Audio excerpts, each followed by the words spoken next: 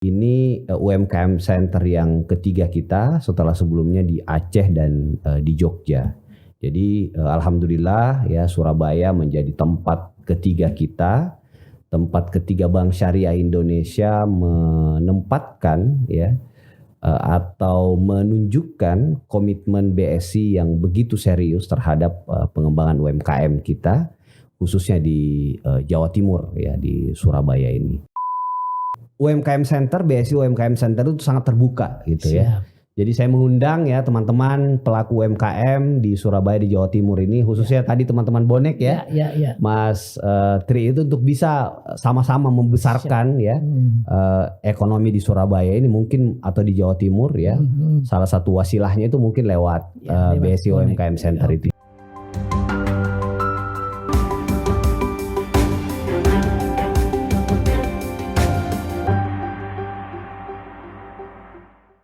Assalamualaikum warahmatullahi wabarakatuh, Tribuners dan pembaca harian Surya dimanapun berada. Kembali bertemu dengan saya Tri Mulyono, pemimpin redaksi Tribun Jatim Network. Kali ini kita kedatangan tamu yang benar-benar istimewa. Beliau orang muda, ya, seorang baru berusia 35 tahun, tetapi kiprahnya sudah level nasional bahkan internasional. Yuk kita sapa Mas M. Arief Rosid Hasan. Beliau adalah komisaris termuda di Bank Syariah Indonesia. Assalamualaikum, selamat siang ini Mas Arief. Waalaikumsalam warahmatullahi wabarakatuh. Terima kasih banyak Mas Tri. Ya, teman-teman banyak memanggil Bangkom ya, Bang Komisaris gitu ya, karena untuk menandakan bebas. Gitu ya, Bangkom atau Mas Komisaris atau Pak Arief sama saja. Baik. Ya. Mas Arief, kita tahu bisa Daengkom juga ya. Apa itu Daengkom ya? Oh ya, karena Mas Arief ini berasal dari Sulawesi Selatan. Gitu ya, kita perlu tahu itu. Mas Arief, kita tahu bahwa perkembangan Bank Syariah Indonesia sedemikian pesatnya apalagi setelah merger ini ya, Mas Arief ya. Mungkin bisa dijelaskan perkembangan terbaru BSI saat ini dan kedepannya fokusnya kemana ini sehingga bisa makin meningkatkan pelayanan ke nasabah, Mas Arief. Ya, terima kasih banyak sebelumnya ya Mas Tri dan teman-teman di Tribun Jatim. Senang sekali bisa silaturahim ya. Ini baru kali pertama saya berkunjung silaturahim dan ya mudah-mudahan bisa terus menjalin silaturahim ya. Baik, terima kasih Mas Tri. Nah, alhamdulillah juga kehadiran saya di sini sebenarnya Mas Tri dan seluruh penonton ya, itu bertepatan dengan peresmian BSI UMKM Center di Surabaya. Ini UMKM Center yang ketiga kita setelah sebelumnya di Aceh dan di Jogja. Jadi alhamdulillah ya Surabaya menjadi tempat ketiga kita, tempat ketiga Bank Syariah Indonesia menempatkan ya atau menunjukkan komitmen BSI yang begitu serius terhadap pengembangan UMKM kita, khususnya di Jawa Timur ya, di Surabaya ini. Nah, alhamdulillah pasca merger kinerja kita terus menunjukkan hal yang terbaik gitu ya. Misalnya kalau lihat laba gitu ya dari perusahaan kita 2020 ke 2021 itu peningkatannya sekitar 38 sekian persen gitu. Sekarang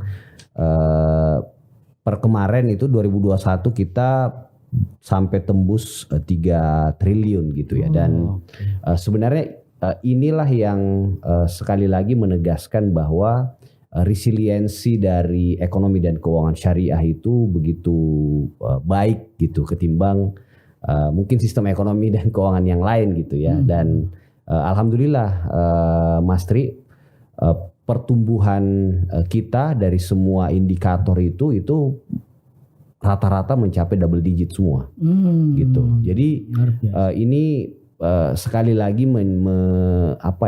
menjadi kabar gembira ya buat para loyalis lah mungkin ya, atau kita anggap orang yang selama ini care, peduli terhadap pertumbuhan ekonomi dan keuangan syariah gitu ya, bahwa di tengah krisis ya, walaupun ekonomi kita seperti yang terjadi sekarang, dan itu saya kira tidak hanya di alami oleh Indonesia gitu ya, tapi hampir semua dunia gitu. Tapi alhamdulillah kita sebagai bank yang dimiliki sahamnya oleh pemerintah gitu, karena kita dari merger jadi kepemilikan saham BNI, BRI dan Mandiri itu masih ada ya sama BSI, sehingga itu tadi ya, bahwa kita menyadari bahwa Bank Syariah Indonesia ini kemudian milik pemerintah ya, sehingga tentu saja kontribusi yang harus kita berikan atau kontribusikan juga untuk stakeholder kita ya,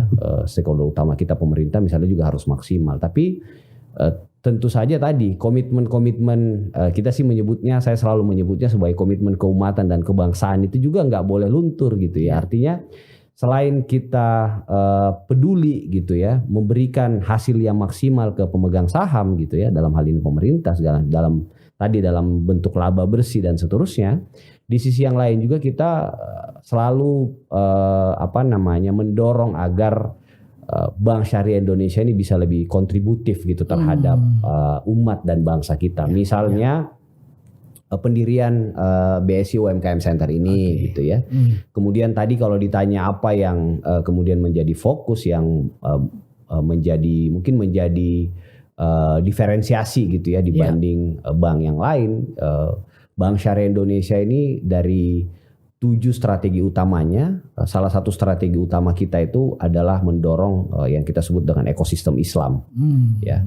Ekosistem Islam inilah yang kemudian ada derivasinya nanti bicara tentang Muslimpreneur ya, yang selalu digaungkan juga oleh Pak Menteri BUMN ya, Pak Erick Thohir gitu. Bagaimana kita menciptakan pengusaha-pengusaha baru ya, pengusaha-pengusaha Muslim baru ya, yang dari pesantren misalnya, dari masjid dan segala macam. Dan menurut saya Surabaya atau lebih luas lagi Jawa Timur ini, kalau dengar dulu ceritanya, kan saya alhamdulillah Mas Tri juga baru tahun lalu diamanahi sebagai tokoh penggerak ekonomi syariah di Bank Indonesia ya. Dan kalau kita lihat sejarahnya ISEF itu kan lahirnya sebenarnya di Surabaya. Betul, ya kan? Di Surabaya. Karena melihat sebenarnya potensi bahwa Surabaya ini bisa jadi center of excellence ekonomi Islam waktu itu kan di Indonesia gitu. Tapi kan akhirnya kemudian dibawa ke Jakarta dan ini menjadi hajatan seluruh nasional kan gitu. Jadi artinya apa, bahwa sebenarnya potensi untuk mengakselerasi ya pertumbuhan ekonomi di Surabaya ini, walaupun tadi dari penjelasannya pada saat peresmian tadi kan Mas Emil hadir ya, dia menjelaskan bahwa rata-rata pertumbuhan ekonomi di Jawa Timur ini melampaui rata-rata ekonomi nasional ya, sekitar 5 sekian persen ya, pokoknya di atas rata-rata nasional lah. Itu beliau menjelaskan itu. Nah, menurut kami lihatnya dengan tadi, walaupun di tengah krisis, resiliensi dari ekonomi dan keuangan syariah ini cukup baik ya. Bank syariahnya juga tumbuhnya oke.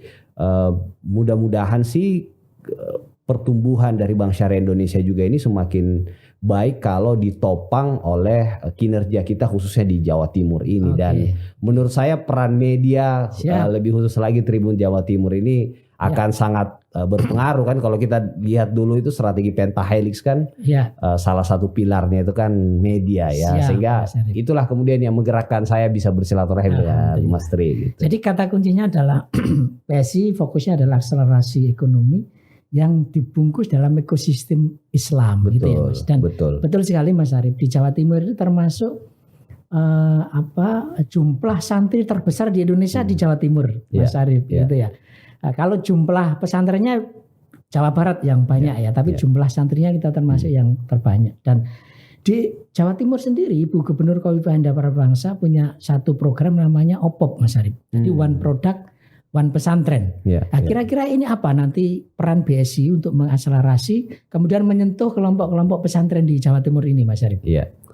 Tadi saya jadi ingat ya kalau gubernur sebenarnya ini quote and quote sekampung juga sama saya kan. Parawansa itu dari Takalar Sulawesi Selatan dari Makassar gitu. Jadi ya masih dekat lah.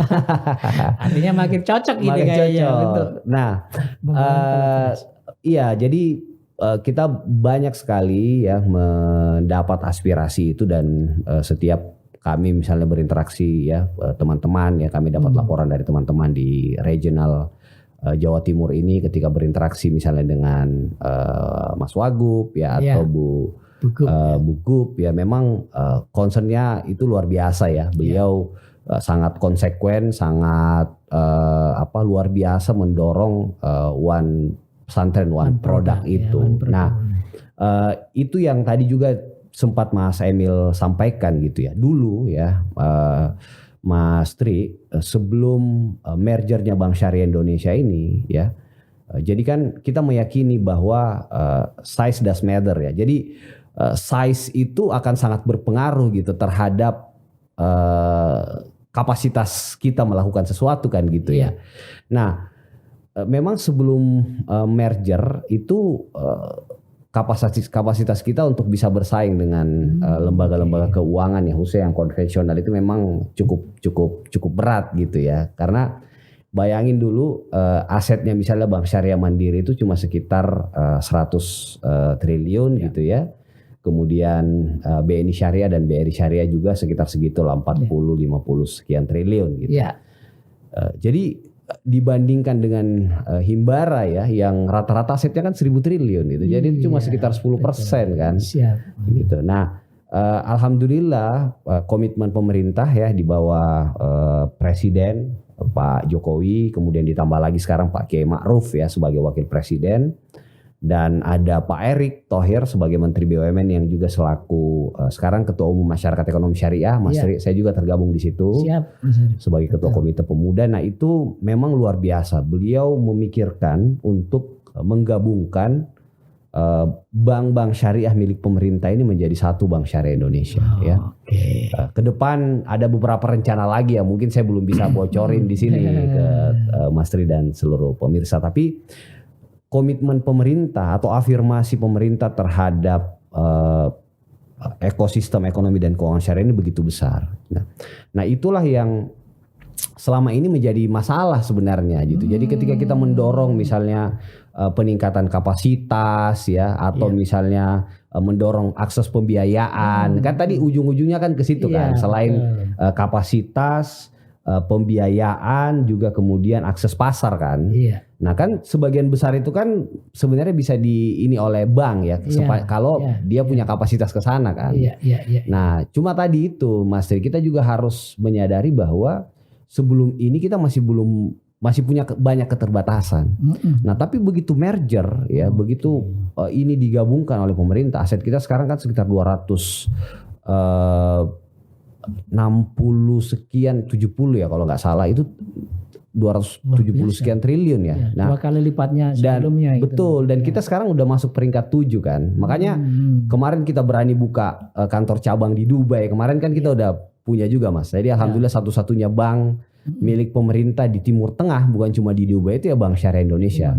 Ya mudah-mudahan berikutnya kita bisa masuk lagi ke Mekah Madinah kan gitu. Jadi itu karena size-nya Mas, karena nah begitupun tadi terhadap sokongan kita bayangan saya ya terhadap pesantren one product ini karena dari data ekosistem Islam kita itu kita misalnya masjid yang sudah bekerja sama dengan BS itu sekitar 30 ribuan.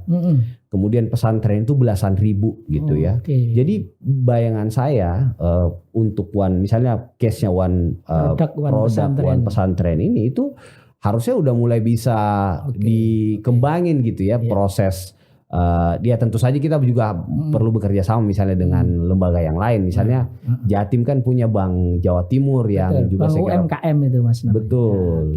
Jadi saya kira potensi ekosistem Islam kita tadi ini yang kalau tadi saya kembali lagi ke sejarah bahwa ekosistem ekonomi Islam ini harusnya bisa lebih maju lagi kalau ditopang dengan sangat baik oleh Jawa Timur ini yang tadi ya mayoritas penduduknya terbesar santrinya. Betul. Ini tantangan ya Tribuners untuk warga Jawa Timur ditantang oleh Mas Arief untuk membuktikan kita berkontribusi besar terhadap pertumbuhan ekonomi. Mas, UMKM BSI UMKM Center ini nanti tugasnya apa saja Mas? Kira-kira apakah mulai pendampingan sampai ke yang terakhir adalah pembiayaan kepada UMKM? Bisa dijelaskan dan bagaimana cara para pelaku UMKM ini bisa mengaksesnya dengan mudah ini, Mas? Jadi kan karena di sini baru buka nih, Mas, per hari ini ya. Jadi sehingga tentu saja apa yang sudah dilakukan oleh teman-teman sebelumnya di Jogja dan di Aceh ya, itu harusnya juga bisa dilakukan di sini. Dan misalnya di Aceh, saya kan kebetulan selain oleh Komut itu diamanahin untuk jadi semacam, jadi komisaris itu dibagi-bagi akhirnya oleh Pak Komut, Bang Adi Warman Karim. Misalnya saya kebagian untuk nongkrongin Aceh, karena Aceh ini agak unik juga karena mereka kan 100% syariah kan. Betul, mereka melaksanakan kanun itu kan. Nah di sana UMKM Centernya itu menjadi saya sih menyebutnya sebagai tidak hanya menjadi pusat untuk mengembangkan UMKM, tapi untuk menjadi titik temu bagi semua stakeholder dalam mendorong ekosistem ekonomi dan keuangan syariah ini. Nah, kalau bicara tadi lebih spesifik terhadap UMKM yang sudah jalan di Aceh itu tadi, Mas, kita tentu saja ya standar ya, kita mulai dari hulunya pendidikan ya dan segala macam, akses pasar ya. Kemudian yang terakhir itu pembiayaan, itu udah pasti tuh kita kerjain dari hulu ke hilir, Mas. Ya. Nah, yang paling penting menurut saya selain itu bagaimana BSI UMKM Center ini bisa menjembatani antara semua pihak gitu ya. Misalnya UNER kan punya inkubator bisnis gitu ya, atau kampus yang lain juga punya kan. Kemudian binaan-binaan UMKM kita kan juga banyak sebenarnya ya. Masing-masing aku lihat rata-rata perusahaan itu udah punya kan binaan-binaan UMKM masing-masing gitu ya. Atau misalnya di sisi medianya, karena sekali lagi Mas Tri, dalam mendukung ekosistem ekonomi dan keuangan syariah ini memang peran media itu yang menurut saya sih akan bisa jadi game changer gitu ya. Karena jujur aja kalau saya berinteraksi dengan teman-teman media itu belum terlalu banyak yang secara spesifik bicara tentang, atau mungkin jurnalisnya yang punya kapasitas terhadap ekonomi dan keuangan syariah gitu, isu-isu itu, Mas. Betul. Jadi gimana, Mas? Karena tema ekonomi itu spesifik ya, biasanya yang butuh wartawan yang memang dedicated ke sana gitu ya. Jadi itu juga yang sebenarnya membuat termasuk literasi inklusi keuangan syariah kita kan masih sangat rendah ya. Literasinya itu sekitar 8-9%, Mas, nggak pernah tembus 10% lah gitu. Jadi tadi itu menurut saya BSI UMKM Center ini bisa jadi hub itu. Jadi selain tadi meningkatkan kapasitas dari UMKM yang ada di Jawa Timur tentu saja ya, mulai dari pendidikannya ya, pendampingan sampai ke pendanaan itu udah pasti gitu ya. Tapi di sisi yang lain menurut saya masih butuh kita juga kerjain bareng-bareng. Mudah-mudahan BSI UMKM Center ini bisa jadi hub gitu ya untuk pengembangan ekonomi dan keuangan syariah di Jawa Timur gitu. Jadi ini mulai ketahuan sih sebetulnya ada beberapa tantangan ya Mas Arif ya untuk meningkatkan, di antaranya adalah meningkatkan literasi terhadap perbankan. Tantangan di BSI sendiri kan gini Mas Arif ya, kita harus akui masih banyak nasabah yang membuka rekening di bank-bank yang non syariah gitu ya. Kira-kira apa yang dilakukan untuk memastikan bahwa syariah ini juga teknologinya oke gitu ya, pelayannya juga tidak kalah baik gitu ya. Tetapi ini jadi ekosistem Islam gitu ya. Nah, ini tantangan itu yang terjadi dan apa Mas Arif yang akan dilakukan BSI ke depan? Menurut saya yang pertama ya Mas Tri, yang harus kita bangun kesadaran secara kolektif itu bahwa situasi ekonomi, orang kan sering sebut dengan VUCA ya, volatility, uncertainty, complexity dan ambiguity itu kan, bahwa orang akan semakin gak jelas nih ke depan seperti apa kan. Covid tadi gak ada yang membayangkan Mas Tri ya, dan kita kan gak tahu ya, nauzubillahi min dzalik, tapi kan situasi ekonomi sekarang ini begitu sangat tadi situasinya orang banyak menyebut dengan VUCA itu kan.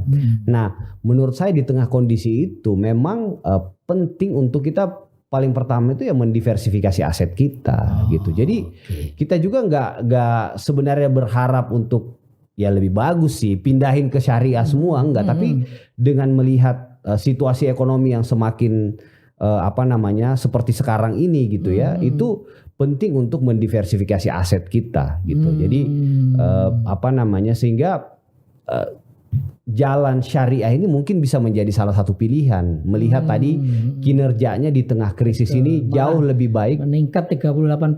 betul, jauh lebih baik dibanding teman-teman yang lain kan gitu. Jadi artinya kalau selama ini mungkin asetnya di stop, ditaruh semua di konvensional, ya ke depan mungkin kita mesti pikirin gitu bahwa perlu ada diversifikasi aset kita ke syariah.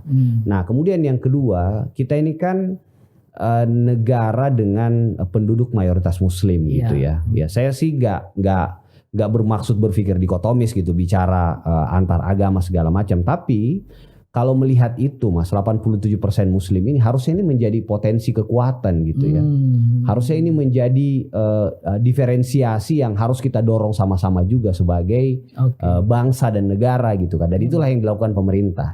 Namun memang sayangnya selama ini ada gap gitu. Jadi komitmen pemerintah tinggi, tadi ya pelan-pelan juga kesadaran masyarakat ini harus kita dorong. Makanya mungkin itu salah satu alasan juga kenapa saya yang latar belakang pendidikannya dokter gigi ya sekarang ngambil kebijakan kesehatan di UI S3 karena latar belakang saya aktivis. Dulu saya ketua umum HMI, kemudian mengabdi di mana-mana, di MES, sempat di MUI dan seterusnya itu, sehingga dianggap penting untuk ini gayung bersambut nih Mas Tri. Jadi literasi selain dari pemerintah ada afirmasi kebijakan, literasi dari bawah ini menggandeng anak-anak muda ya, yang sekarang kan kita surplus bonus demografi usia produktifnya dan sebagian besar kan anak muda kan. Jadi di situ Mas sisi itunya juga, selain afirmasi kebijakannya, kita mendorong literasi itu agar orang apa namanya masyarakat Indonesia atau lebih khusus concern saya misalnya soal teman-teman generasi muda ini juga memahami itu gitu, agar apa namanya penting mereka untuk juga mulai mengenal ya ekonomi dan keuangan syariah. Dan apa ya, persepsi bahwa ekonomi syariah ini sudah tidak ketinggalan zaman itu penting untuk menghapus persepsi itu. Betul. Gitu Mas Arief. Tahun ini mudah-mudahan ya saya sih bisa menjamin ya teknologi kita di BSI Mobile itu bisa diadu lah dengan bank yang lain gitu ya. Dan tahun ini mudah-mudahan ya Mas Tri kita akan meluncurkan semacam super app juga gitu. Jadi tadi ya termasuk misalnya ekosistem Islam yang saya maksud tadi itu, bagaimana potensi masjid, siswaf, apa namanya pesantren, kemudian sekolah Islam, umroh haji ini menjadi satu ekosistem digital ya, yang pembiayaannya atau soal keuangannya ini bisa terintegrasi di super app kita ini. Satu tombol untuk semua fitur lah kira-kira begitu. Luar biasa sekali Tribuners ini yang disampaikan Mas Arief. Dan tadi sempat terbersit bahwa Mas Arief ini ternyata dokter gigi Tribuners itu. Jadi awalnya beliau bukan seorang ekonom gitu ya, tapi justru dokter. Bagaimana ini kok bisa tersesat di dunia bankir ini Mas Arief? Bisa sedikit cerita ini Mas Arief sebelum nanti ngobrol yang ini. Tersesat di jalan yang benar ya. Alhamdulillah. Jadi kenapa gimana Mas Arief kok bisa akhirnya sekarang bisa di bankir padahal dulu seorang dokter gigi ini Mas Arief? Ya. Iya, jadi sebenarnya kalau bicara itu saya mesti bicara agak jauh ke belakang ya Mas Tri.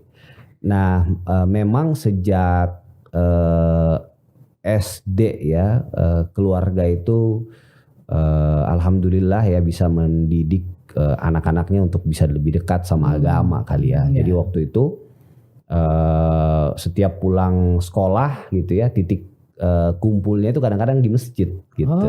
Jadi dari dulu jadi remaja masjid. Jadi sejak awal memang sudah aktif di di remaja masjid. Nah kemudian begitu kuliah itu alhamdulillah waktu itu bisa apa namanya bergabung di HMI sampai alhamdulillah juga setelah 2013 2015 itu saya kan dokternya 2010 ya. Iya. 2010 saya udah pindah ke Jakarta karena diminta jadi pengurus HMI itu Mas Tri. Nah memang apa namanya aktivis, saya besarnya di organisasi ya, berinteraksi dengan banyak teman-teman Sehingga 2013-2015 itu saya diamanahin jadi ketua umum HMI. Walaupun sebenarnya kalau ditanya menjadi komisaris itu di usia muda gimana? Sebenarnya tawaran menjadi komisaris itu bahkan jauh sebelumnya, karena 2013 itu Pak Abah, ya saya selalu manggil beliau Abah Dahlan Iskan, itu nawarin dulu kami beberapa ketua-ketua organisasi itu untuk jadi komisaris. Nah saya dulu kebagian juga tuh. Tapi karena saya masih baru jadi ketua HMI, saya bilang, Abah, saya pengen fokus dulu Abah untuk ngurus organisasi lah ya gitu. Bukan tidak penting saya ngambil pelajaran, tapi mungkin ada waktunya lah saya masuk ke ke corporate ya waktu itu. Alhamdulillah Abah waktu itu sangat mendukung juga, dan alhamdulillah saya akhirnya bisa fokus tuh Mas 2 tahun itu. Jadi nah setelah itu kemudian 2016 saya nikah ya. 2017 saya diminta oleh Pak Yusuf Kalla ya, Ketua Umum Dewan Masjid, untuk bisa membantu beliau di DMI jadi ketua Departemen Pemuda ya.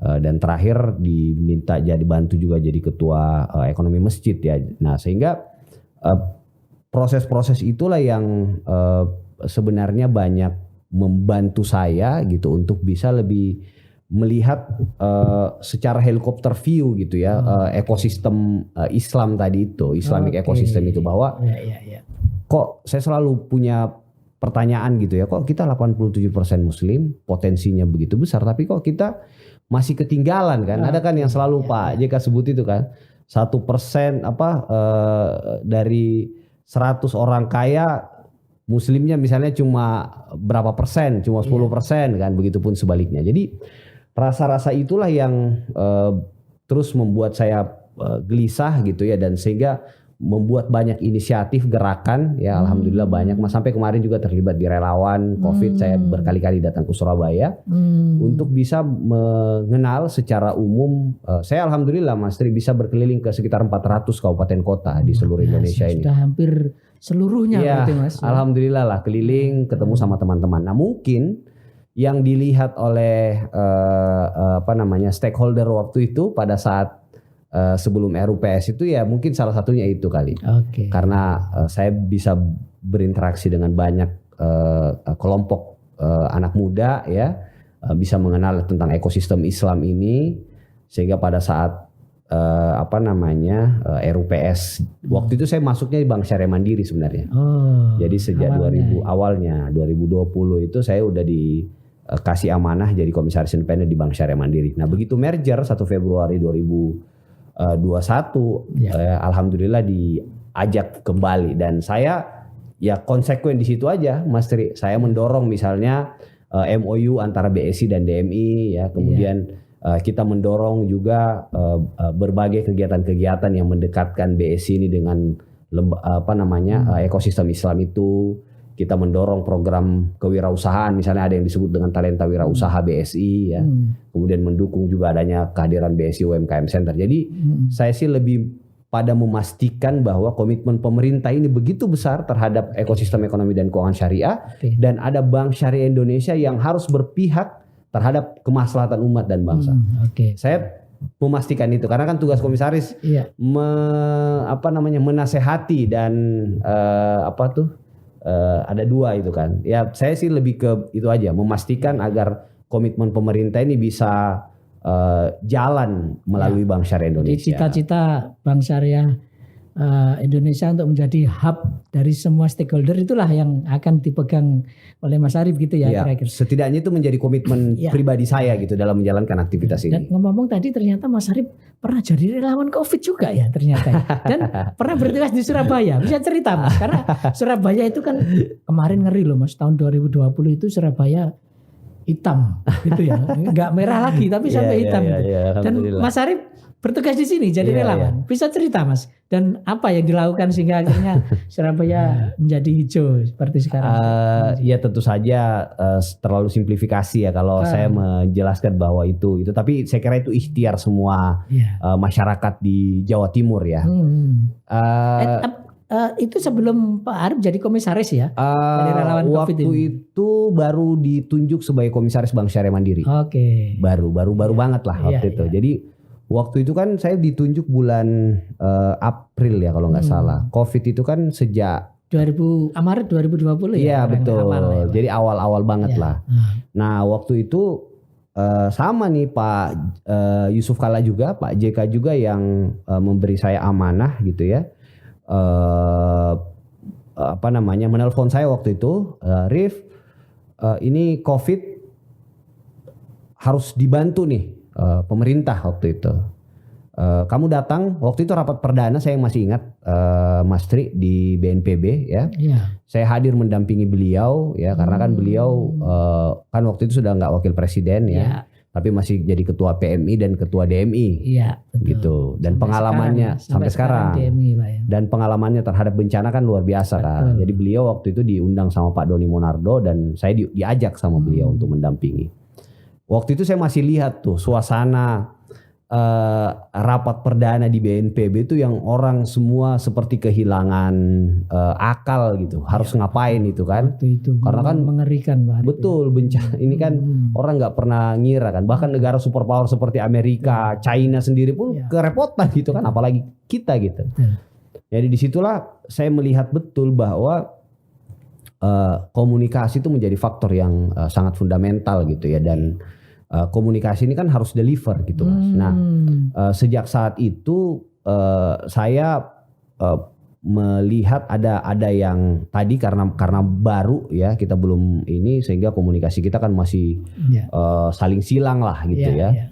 Jadi waktu itu saya punya inisiatif Mas Tri ngumpulin teman-teman influencer dari berbagai di Surabaya ya? Enggak di Jakarta dulu. Di Jakarta dulu. Tapi influencer dari Surabaya belum waktu itu? Waktu itu belum karena kan isunya masih sangat Jakarta sentris lah waktu itu kan masih di Jakarta kan epicentrumnya kan. Jadi waktu itu saya ngumpulin tuh Dr. Tirta, saya ngundang Rachel V-nya waktu itu kan mereka udah mulai inisiatif masing-masing ya Mas Tri. Jadi saya tuh paling gemes juga kalau lihat banyak inisiatif baik ini nggak satu gitu. Jadi akhirnya inisiatif saya waktu itu ngumpulin teman-teman yang punya inisiatif baik ini dan mengajak mereka ke BNPB dapat arahan. Nah sejak saat itulah saya kemudian bisa punya kesempatan untuk berkeliling ke seluruh Indonesia. Jadi pada saat orang waktu itu diminta untuk di rumah, kita-kita yang sebagai relawan ini dapat penugasan untuk keliling ke daerah-daerah. Bahkan beberapa kali misalnya termasuk Jawa Timur ini ya tadi kita cerita ya. Jadi pada saat Pak Doni pengen ke Surabaya, Pak Doni ngutus kami dulu tuh. Ya, saya, Dr. Tirta ya dan beberapa teman-teman yang lain. Lihat apa sih yang terjadi gitu. Dan tadi saya masih ingat tadi apa yang dilakukan di Surabaya, Pak Arif? Tadi Mas Tri cerita yang situasi hitam itu kan karena memang ada silang komunikasi waktu itu ya antara pemerintah segala macam. Jadi waktu itu sebenarnya sederhana Mas Tri. Kita melihat bahwa kita identifikasi dulu potensi masyarakat Surabaya ini atau Jawa Timur ini apa. Ternyata kan kalau pencinta bola ini luar biasa Mas Tri. Jadi sama dengan Makassar.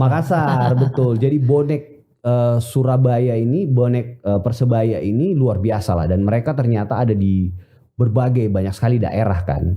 Nah saya masih ingat betul komunikasi sama dulu Mas Hasrul ya. Kemudian Presiden Persebaya. Setelah itu saya ketemu dengan teman-teman bonek ya, saya beberapa kali tuh berinteraksi dengan teman-teman. Alhamdulillah sampai hari ini sih masih komunikasi kita masih baik ya. Jadi ini Mas Arif bisa disebut bonek juga ya?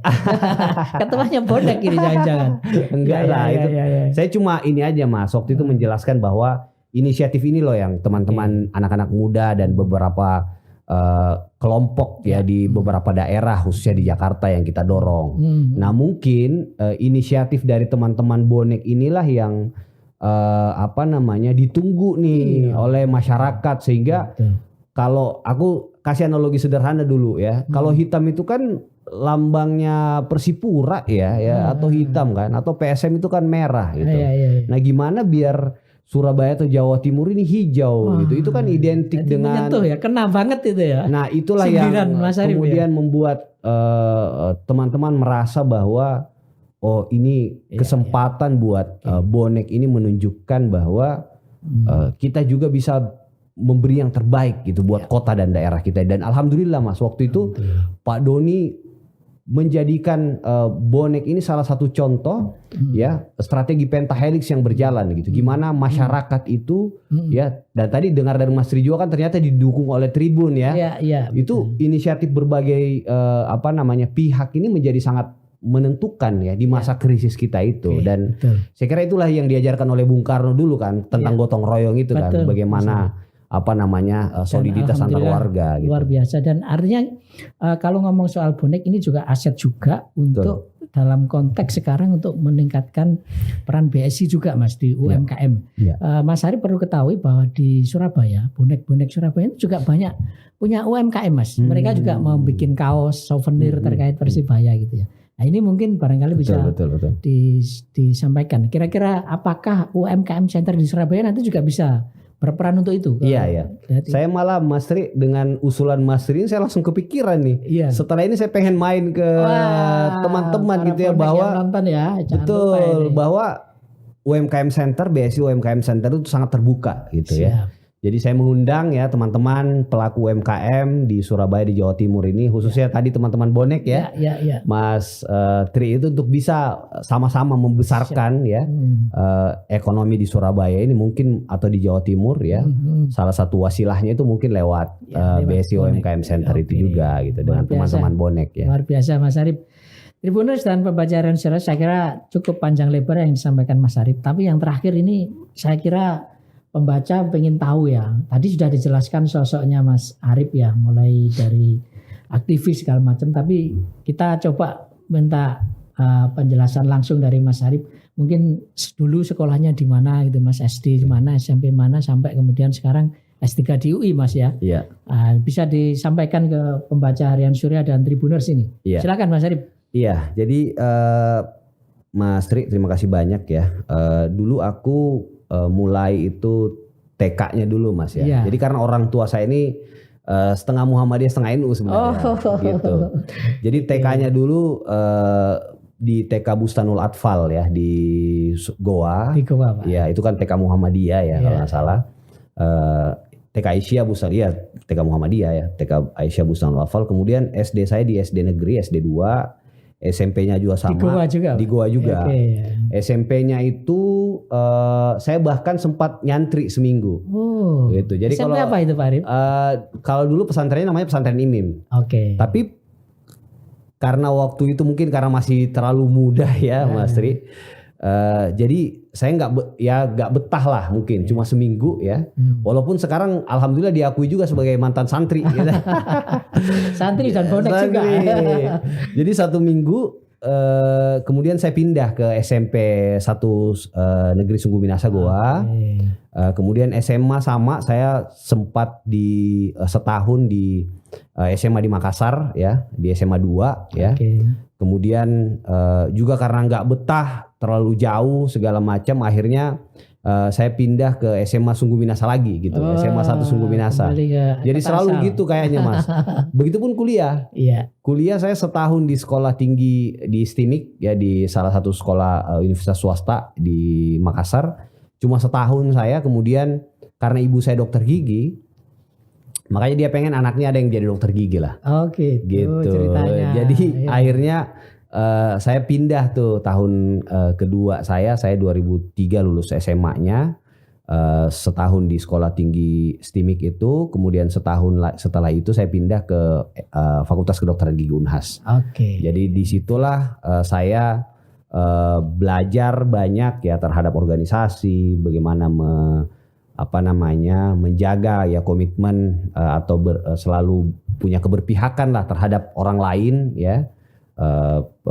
Dan kan ya kata Rasulullah kan manusia yang terbaik itu adalah manusia yang paling banyak manfaatnya kan. Sekali, Mas. Nah itulah yang selalu menjadi pilihan hidup saya Mas. Begitupun misalnya pada saat saya akhirnya selesai dokter gigi 2010, saya kan sudah melaksanakan janji atau harapan ibu saya kan menjadi dokter gigi kan. Gitu ya. Kemudian setelah itu ya kalau artinya gini Mas Tri, dibanding misalnya saya sebagai dokter gigi dan atau kemudian hijrah, kan sebenarnya lebih mapan hidupnya dokter gigi kan. Nah tapi saya tadi karena keyakinan bahwa saya setelah menjadi pengurus HM itu bisa lebih punya manfaat, makanya saya akhirnya pindah ke Jakarta dan meninggalkan semua fasilitas yang diberikan oleh orang tua saya. Jadi waktu itu saya 2010 udah pindah ke Jakarta jadi pengurus HMI, ya bergelantungan dari bis kota ke bis kota yang lain, jalan kaki berkilo-kilometer gitu ya, untuk untuk bisa lebih punya banyak bekal lah untuk bisa mengabdi gitu. Sehingga 2011 saya daftar di UI, alhamdulillah keterima di S2. 2014 selesai dan baru 2020 kemarin saya coba lagi nih untuk lanjut S3 di UI. Jadi mungkin itu tuh perjalanan pendidikannya Mas, pindah-pindah ya. Gitu ya. Iya, inspiratif sekali Tribuners dan Pembaca Harian Surya. Dan tadi poin penting yang disampaikan Pak Arif adalah hidup ini harus bermanfaat untuk orang lain ya Mas Arif. Dan saya kira itu juga yang diyakini oleh teman-teman di BSI, Bank Syariah Indonesia, dengan merger ini, dengan jumlah kapitalisasi yang semakin besar, akan semakin bermanfaat untuk ekonomi syariah di Indonesia. Betul. Saya kira itu poin yang kita tangkap dari apa yang disampaikan Pak Arif Rosid Hasan selaku Komisaris Termuda di Bank Syariah Indonesia. Tribuners dan Pembaca Harian Surya, demikian obrolan kita sore ini. Kita lanjut kepada tokoh-tokoh selanjutnya. Demikian saya akhiri. Assalamualaikum warahmatullahi wabarakatuh. Waalaikumsalam warahmatullahi wabarakatuh.